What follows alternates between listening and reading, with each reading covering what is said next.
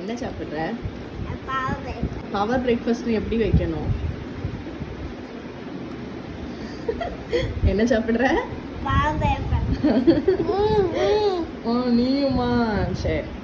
Power breakfast பண்ணுறதுக்கு ஒரு பவுலில் கொஞ்சமாக rolled oats chia seeds add பண்ணி நல்லா மிக்ஸ் பண்ணிவிட்டு முங்குற அளவு பால் ஆட் பண்ணி அப்படியே ஓவர் நைட் ஃப்ரிட்ஜில் விட்டுருங்க. நான் கவு மில்க் தான் ஆட் பண்ணியிருந்தேன். நீங்கள் ஆல்மண்ட் மில்க், சோய் மில்க், கோகோனட் மில்க் எதுனாலும் ஆட் பண்ணிக்கலாம். நெக்ஸ்ட் டே அதை லைட்டாக மிக்ஸ் பண்ணி விட்டுட்டு ஃப்ளேவருக்கு கொஞ்சமாக மல்டி நட்ஸ் பவுடரும் மேப்பிள் சிரப்பும் ஆட் பண்ணி நல்லா மிக்ஸ் பண்ணி வச்சுடுங்க.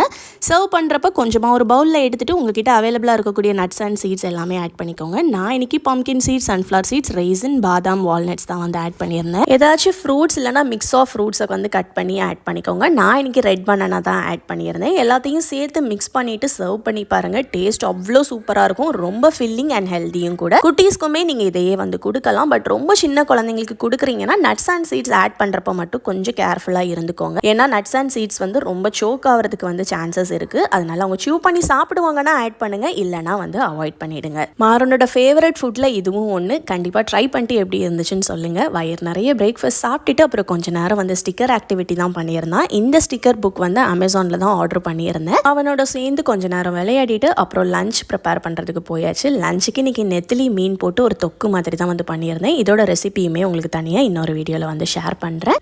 கொஞ்ச நேரம் மித்ராவோட சேர்ந்து வேடிக்கை பார்த்துட்டு அப்படியே டே போயிடுச்சு. இந்த மாதிரி வீடியோஸ் உங்களுக்கு பிடிச்சிருக்கான்னு மறக்காமல் கமெண்ட் பண்ணுங்கள். இன்னொரு வீடியோவில் மீட் பண்ணுறேன். பாய்.